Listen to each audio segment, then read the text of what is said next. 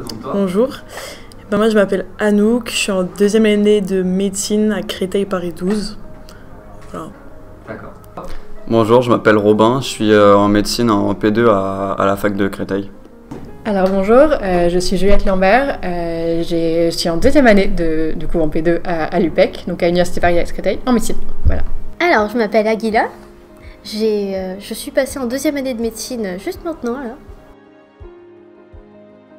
Donc j'ai un master de relations internationales et de finlandais, donc ça n'a rien à voir, ni avec la médecine, la santé, rien, mais voilà, on en est là. J'étais en PACES en 2018-2019. J'ai fini 711e à l'issue de mon semestre et j'ai pas pu redoubler. À l'issue de cette année, je suis passée en L1 biologie, chimie-biologie et j'ai continué avec une L2 biologie santé en 2020-2021. En même temps que ma L2 biologie santé, j'ai fait le dispositif transitoire. J'ai trouvé ça dur et je pense que le contexte sanitaire et le fait aussi que ce soit la première année après la première année de réforme, ça a accentué le fait que c'était difficile. La P1 a été vraiment dure, surtout à cause du Covid, je pense. Parce que de toute façon, on entend plein de trucs sur la P1, on sait que c'est dur, on sait qu'il faut se la donner jusqu'au bout, que ça va être très dur, mais le Covid nous a vraiment isolés. En tout cas pour ma part, ça a été dur à cause du Covid. Franchement, c'est compliqué à dire, mais la réforme, je pense que c'est la réforme qui a un peu compliqué les choses et le fait qu'on soit aussi perdus tous les uns et les autres que l'administration.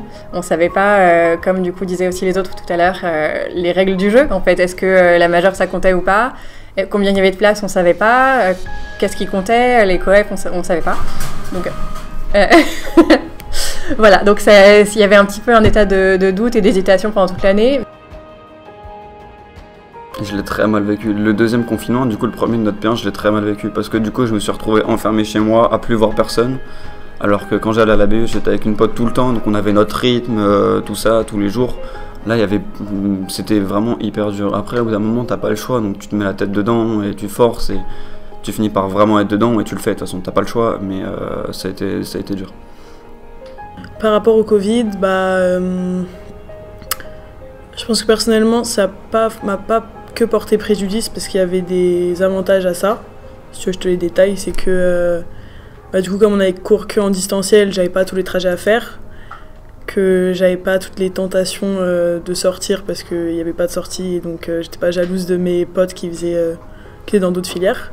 Mais après, les désavantages, c'est que justement dans ces petits moments de pause où tu as envie de profiter, là du coup tu es un peu bloqué et t'as pas de super opportunités pour sortir. Ça m'a pas du tout changé, mais c'est particulier. Comme j'ai fait des études avant, j'ai pas eu ce besoin de rencontrer d'autres étudiants. C'est un petit peu, mais pas autant que je pense quelqu'un qui sortirait du bac. Déjà, en plus, le bac était aussi en distanciel, ou je sais plus, c'était un peu compliqué. Donc, moi, comme j'avais déjà fait des études, j'avais déjà rencontré d'autres étudiants avant, je connaissais un peu comment ça se passe la vie de la fac, je n'avais pas forcément besoin de sortir, et donc je l'ai plutôt bien vécu. Mais je pense que c'est pas du tout le cas de la majorité des étudiants. C'est un peu particulier comme cas. Mais sinon, j'ai préféré en tout cas être à la maison pour étudier. Ça, j'ai un peu adoré parce que j'étais tranquille chez moi, du coup, voilà. Si on compte le deuxième confinement où on pouvait en partie sortir, j'ai repris la bibliothèque, immédiatement. Mais j'envisageais plutôt les bibliothèques sur Paris pour reprendre une activité sportive. Donc, j'augmentais un petit peu, j'allais à pied dans ces bibliothèques-là. Et ça m'a permis de reprendre petit à petit un rythme de travail qui me convenait un peu plus, tout en gardant tout ce qui était couvre-feu.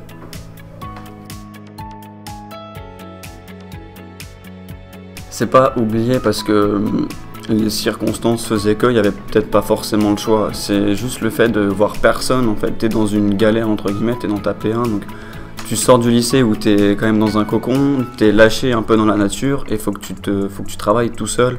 Faut que tu sois dans les meilleurs pour atteindre ton objectif et quand t'as jamais vécu ça et que tu te retrouves complètement isolé sans personne qui est dans la même merde que toi avec qui tu peux vraiment parler au quotidien, à part avec les réseaux, mais en vrai je parle, c'était plus ça ce qui a été dur à vivre. J'avais fait une rechute dans ma dépression pendant le confinement et le fait de ne voir personne, de rester dans le même environnement qui me stresse tout le temps, ça m'a pas du tout aidé. Et justement, c'est le fait d'avoir changé de rythme et de passer de nuit qui m'a aidé.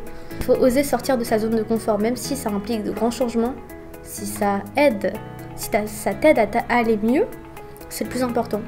C'est sûr que oui, parce qu'en plus, avant d'être team chambre, j'étais team BU, mais les bibliothèques, enfin je sais pas, elles sont fermées, ou les horaires, elles étaient vraiment pas adéquates quand t'es en première année de médecine et qu'il faut que tu travailles, que tu fasses des grosses journées.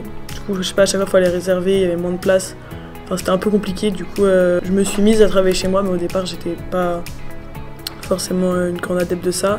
Et du coup, oui, clairement, moi, si j'ai pu travailler chez moi, c'est que j'ai vachement de chance d'avoir ma chambre, mon grand bureau, pour pouvoir travailler, mais c'est clairement pas le cas de tous les étudiants, donc voilà, c'est sûr que ça peut être compliqué.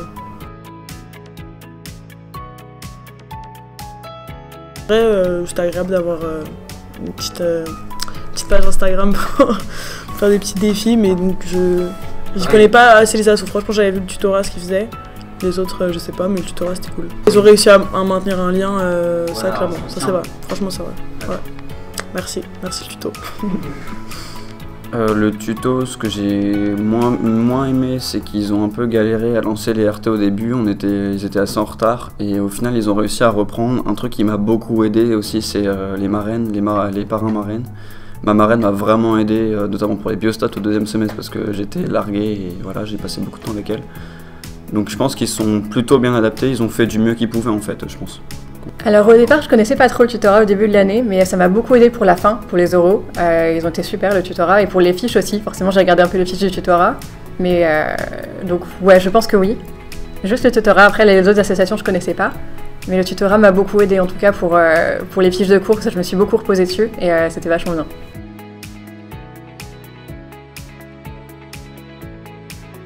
Alors je conseillerais parce que même si il y avait plein de moments super difficiles, au fond je pense que c'était clairement une année enrichissante.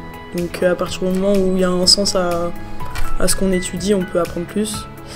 Mais après bon, j'ai conscience que je peux conseiller cette filière, mais cette filière elle s'adapte pas à tout le monde et c'est pas du tout un mal. Clairement faut être un peu déglingué quand même pour faire médecine. Donc en vrai, je la conseille, et surtout je la conseille d'autant plus que j'ose espérer que nous on était un petit peu le crash test avec la réforme, et que maintenant ça sera un petit peu plus lisse au niveau des modalités et tout qui était. Pour moi c'était ça le plus dur de l'année, c'était clairement l'administration. On apprend peut-être 3 semaines avant le concours qu'il y a des coefficients vachement différents, pas de vacances, tout ça. Donc ouais, je la conseille. Sans aucun regret, vraiment. Je pense que même si j'étais passée à l'issue de la première année en redoublant ou quoi que ce soit, je n'aurais pas été prête pour la suite. Donc le fait d'avoir fait une passerelle, d'avoir vu autre chose, et pour le coup j'ai vu des connaissances qui étaient parallèles à la médecine, tout en ayant une ouverture sur la recherche, ça m'a vraiment ouvert l'esprit, et le fait de prendre son temps pour voir les choses, je pense que j'ai des connaissances qui sont plus stables, et ça me rassure pas mal sur le fait d'arriver en 2e année. Finalement, j'ai pas rien fait en fait pendant 3 ans. C'est jamais des années de perdu. Oui, pour ceux qui sont motivés, oui, je pense. De toute façon, la réforme, là, on peut rien y faire. Donc, je pense que ceux qui veulent faire médecine, ceux qui veulent faire sage-femme, pharmacie, toutes les filières qu'on peut faire, de toute façon, je leur conseille, c'est sûr. Oui, parce que, on sait qu'il va y avoir des difficultés sur le parcours de toute façon, ça fait partie du truc. Après, tu la fais pas. C'est une filière que tu fais parce que tu veux aider les gens à la base. Donc bon, ça va être dur, mais c'est le chemin. T'as pas vraiment le choix en fait. Donc si tu veux aider les gens, si tu as envie de devenir médecin en fait tout simplement, ou juste d'être au contact des gens, il faut que tu passes par là. Encore une fois, comme disait Anouk, ça correspond pas à tout le monde. Non. Effectivement, il faut être un peu déglingué peut-être, faut être capable de se la donner aussi. Et c'est pas une méthode, une manière de travailler qui va convenir à tout le monde.